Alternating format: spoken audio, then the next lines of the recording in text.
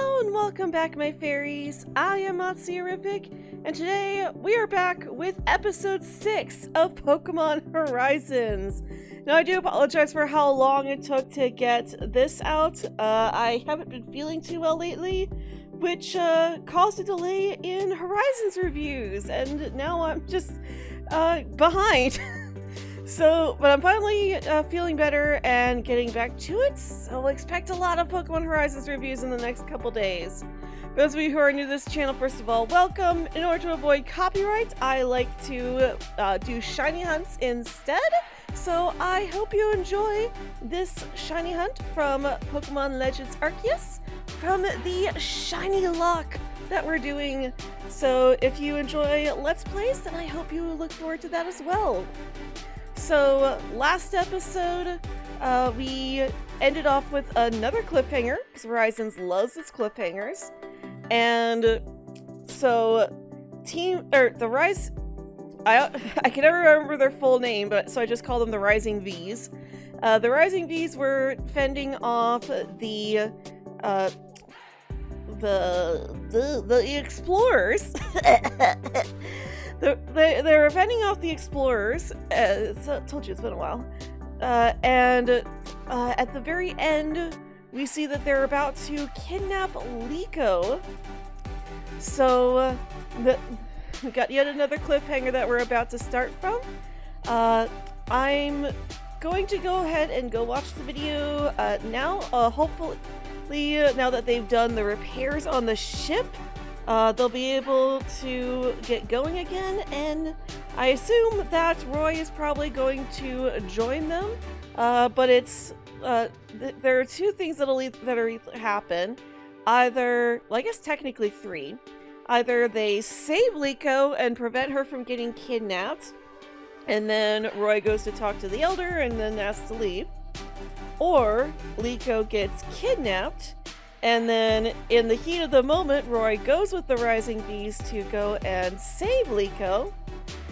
Or Liko gets kidnapped and Roy's determined to go help save her, but they don't know where to start, so this episode could just be them trying to figure out where to go. So Roy goes and asks the Elder for permission to go with them and help them to save Liko. And one thing that's for sure, though, is that Fuecoco will be Roy's partner in this episode, because they really had that awesome team up at the end of the last episode, with them getting to bond and everything in battle. So I'm gonna go ahead and stop theorizing and go watch the episode, and I will be right back. And so begins the start of a new journey, and ends the actual introduction arc for all of the characters. Oh my goodness, I honestly really love that it takes 6 episodes for us to fully get through the introductionary arc. That actually felt really cool. I loved how long that took, because like, normally you get a 2-part opening and that tells you everything you need to know, but there was just so much that they had to tell us that it took 6 episodes for them to be able to tell us properly. And I love that they took their time to let us get to know the characters individually, instead of just pushing everybody together all at once and then making us, accept all of this in 2 episodes. I really do love that. I still wish episode 5 had been written a bit better, but I mean, hey, like I said before, if that episode is the worst episode of the series, then hey, we are in for a good time. So the episode starts off with, right after the last one's ended, where Liko is being attacked by the leader of the Explorers group. I can never remember his name. I know it starts with an A, but something happens later that makes it a lot easier for me. So the leader of the group is attacking Liko, and oh my goodness, is Rico gonna be the ship name for Roy and Liko? Oh my goodness, did I just come up with that just now? Okay, so anyways, he's attacking Liko, and then her pendant glows, which makes sense. It glows when she's in danger. And then that glowing triggers Roy's ancient Pokeball, which starts glowing and then releases a shiny Rayquaza. So it's a black Rayquaza, but it's not just a shiny Rayquaza, it's also kind of crystalline. It doesn't seem to be, oh my goodness. Now I can't remember the name of the ability. Terastallized. It doesn't seem like it's fully terastallized. It doesn't have a crown or anything, and the shine on it isn't like as shiny as a terastallized Pokemon, but it does have a bit of a crystalline texture to it.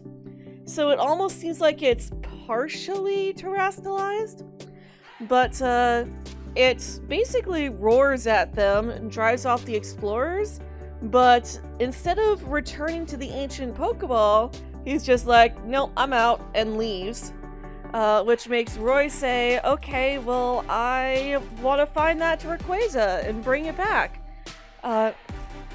So we find out that the Pokeball, the ancient Pokeball, was actually owned by a legendary explorer who caught that Rayquaza, but you know, it was a myth.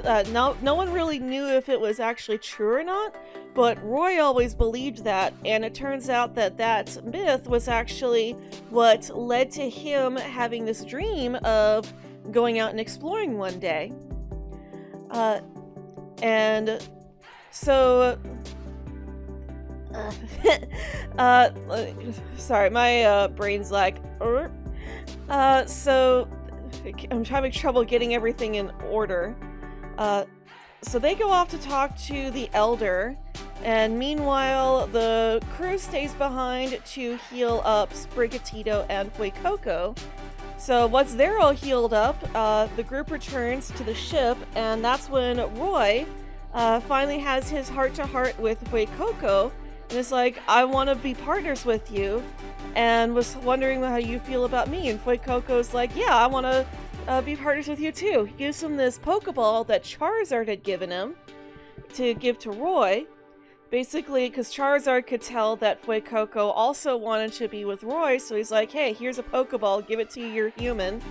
So Fuecoco gives him the Pokeball, and then Freed approves of the duo, and Roy is able to catch Fuecoco. And Roy then asks if, well, Liko can tell that Roy wants to join the Rising Bees and go on adventures with them. So she suggests, hey, you know, why don't you join us? I know you want to go on adventures, so why don't you join us? And then he's like, okay, well, I've got to ask the Elder. And then the Elder just pops in like, were you talking about me? So Roy tells him, you know, I want to go on this journey, and I want to live out my dream, but I also want to help Fuecoco with his dream, to be as strong as Charizard one day. And that's when the Elder says, you know what? Yes, you are now ready. You always talked about your dream before, but now you're talking about Fuecoco's dream, and that's the most important thing, is that Pokemon and Trainer are united as one. So the Elder approves of Roy joining the Rising Bees, so he is part of the team now. But then we get the explorers returning back to their base, and the boss doesn't like the fact that their group has failed so many times. So he basically tells them that, you know, I'm kicking you off the squad, and I'm giving this mission to this other guy, whose name I will actually be able to remember because his name is Spinel, and I know of two other characters with that name. There's Spinel from Steven Universe and Spinel from Cardcaptor Sakura, so I can actually remember his name because it's a name that I'm used to. So we're now going to be dealing with Spinel and whoever his crew is going to be, but they're all part of the explorers. So, yeah, also, Roy gives back the flag that he found after realizing that it belonged to the Rising Bees. So, Freed tells Roy that that's his first job, is to raise the flag. So Roy raises the flag, and they set off, and then he and Liko just shout into the sunset about how their journey starts here, and it was actually really cute. So I'm really looking forward to seeing how much closer those two get to become as friends. And I guess I'll see that in the next episode that I'm gonna go watch after this. So I'll go ahead and stop rambling here. Thank you guys for watching, and if you enjoyed this video, then be sure to leave a like, comment down below, and subscribe for more videos from me. We do all sorts of fun stuff on this channel, including playing video games, we do art, and I'll sometimes talk about cartoons and anime. So if you enjoy stuff, then be sure to ring that bell icon and never miss a video. Thank you guys for watching, and as always, I hope you all have a very magical day.